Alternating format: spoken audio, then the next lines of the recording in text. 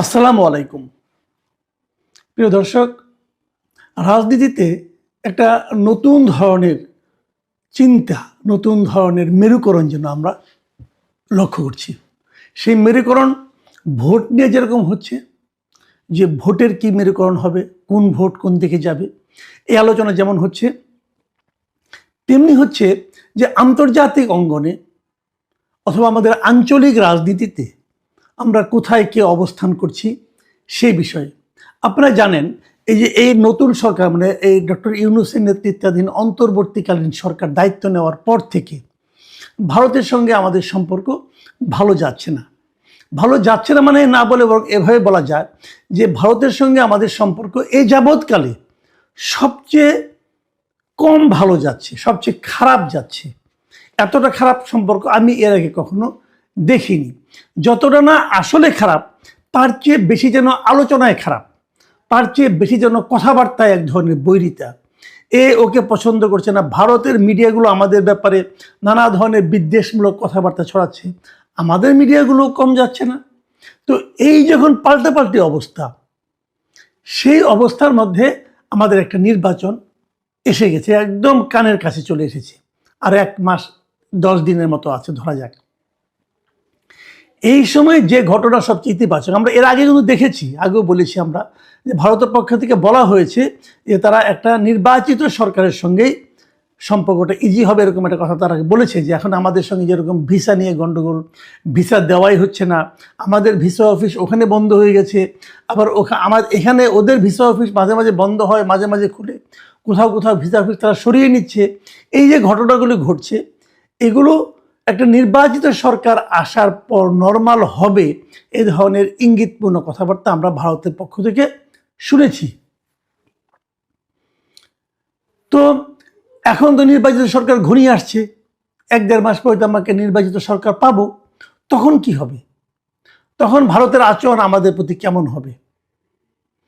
এটা কিন্তু এর মধ্যে আমরা এই যে বেগম খালেদা জিয়ার এই যে জানাজা, এই জানাজাকে কেন্দ্র করে এবং শেষকৃত্যকে কেন্দ্র করে বিভিন্ন প্রতিবেশী দেশগুলোর যারা নাকি সরকারি প্রতিনিধি দল আমাদের এখানে এসেছিল, সেই ঘটনার প্রেক্ষিতে আমরা যেন কিছুটা বুঝতে পারছি। কারণ ভারতের পররাষ্ট্রমন্ত্রী এস জয়শঙ্কর এসেছেন, এসে আবার চলেও গেছেন, ওনাদের বিশেষ বিমানে এসেছেন, ওভাবে চলেও গেছেন।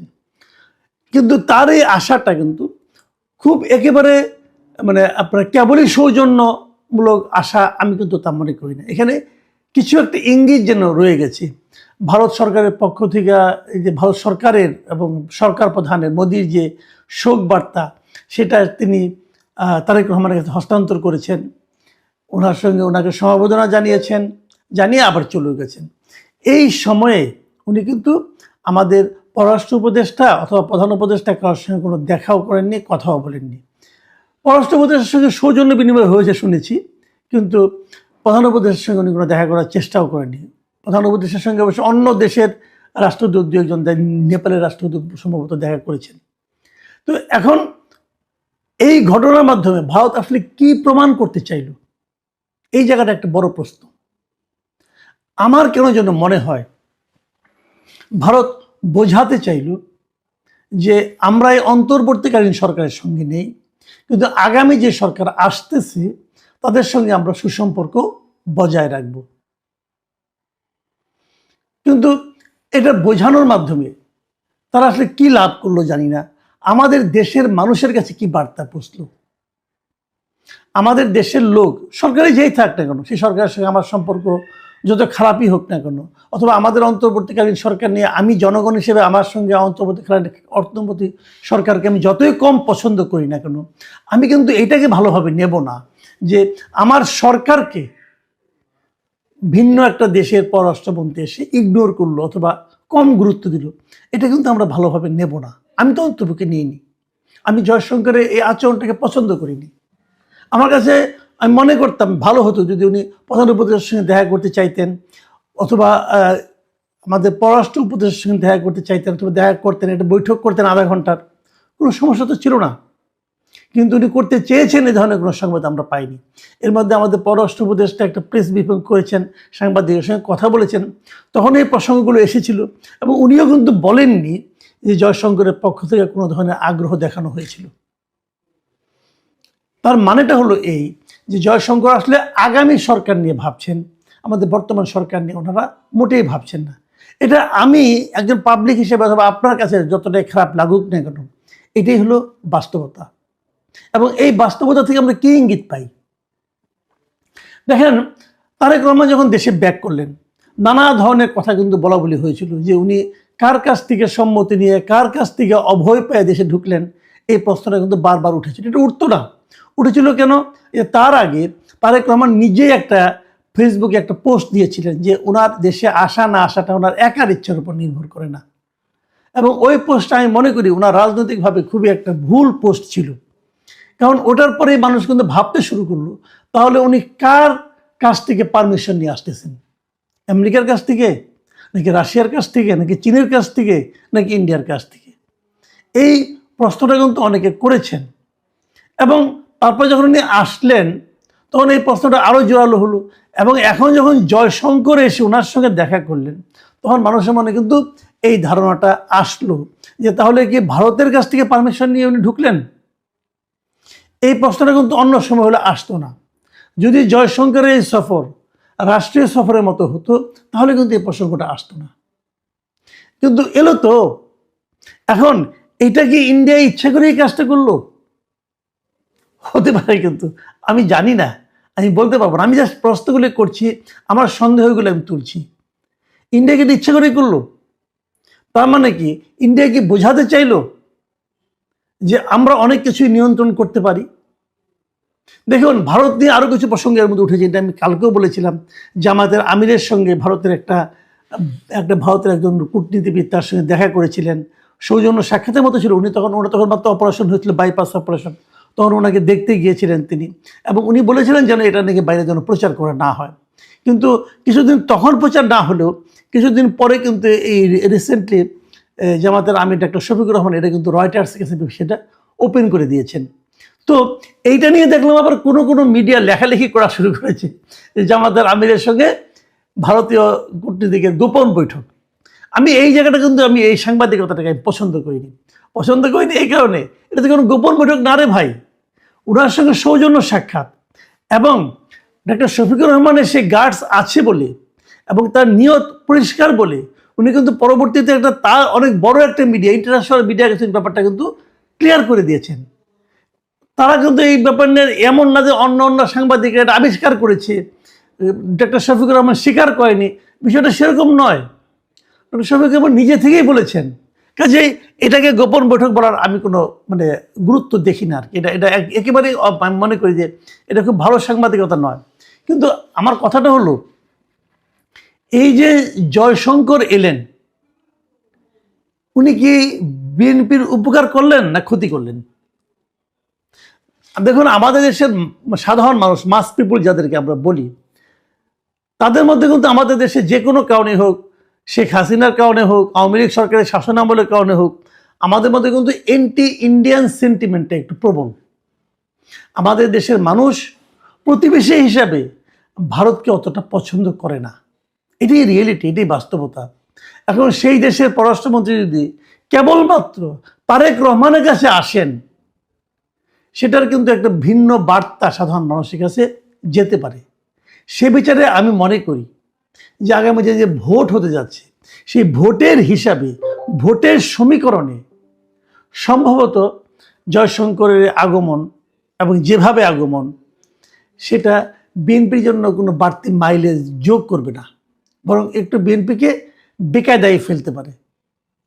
আবার যখন ভোটের সমীকরণের কথা বললাম, তখন আমি আরেকটা সমীকরণের কথা বলি। অনেকে এমনও বলছিলেন আমাকে যে এনসিপি যখন জামাতের সঙ্গে যুক্ত হলো, তো জামাতের কোনো লাভ হলো কিনা? আমি মনে করি হয়নি, একেবারেই হয়নি। জামাতের হিসাবটাতে বরং আরও জামাতের জন্য ঝামেলা বাড়লো। কারণটা আমি বলি। দেখুন, সারা দেশে গত বছরের 5ই আগস্টের পরে অনেক জায়গায় কিন্তু আওয়ামী লীগের নেতাকর্মীদের বিরুদ্ধে গণহারে মামলা হয়েছে, এবং তার সবই রাজনৈতিক মামলা। দু একটা ঘটনা হয়তো আছে, কিন্তু সেই ঘটনার প্রেক্ষিতে যাদেরকে 100, 200, 300, 700 লোককে আসামি করা হয়েছে, এগুলি সবই রাজনৈতিক বিচারে। এই সমস্ত রাজনৈতিক মামলার কারণে বিএনপির উপর কিন্তু আওয়ামী লীগের লোকজন একটু ক্ষুব্ধ ছিল। এই সময় বিভিন্ন জায়গায় জামাতের লোকজন কিন্তু আওয়ামী লীগের লোকজনকে এক ধরনের সাপোর্ট দিয়েছে, প্রোটেকশন দিয়েছে। এর মাধ্যমে জামাতে তো আশা করেছে তাহলে আগামীতে তারা আওয়ামী লীগের ভোটগুলো পেতে পারে। এই আশাটা কিন্তু একদম অমূলক না, একদম অমূলক না। কিন্তু আমি মনে করি, আমার ধারণা, যে এনসিপির জামাতের সঙ্গে যুক্ত হওয়াতে সেই যে আশাটা তাদের ছিল সেটা একটু কমে যাবে। আমি আপনার কারণটা বলি। আওয়ামী লীগের রাজনীতি এই মুহূর্তে কিন্তু বাংলাদেশে স্থগিত। আওয়ামী লীগ ইলেকশন করতে পারবে না, নৌকা মার্কার কোনো প্রতীক ব্যালট পেপারে থাকবে না। তো আওয়ামী লীগকে যে স্থগিত করা হয়েছে রাজনৈতিক কর্মকাণ্ড সাংবিধানিক আপনার একটা প্রশাসনিক অর্ডারের মাধ্যমে,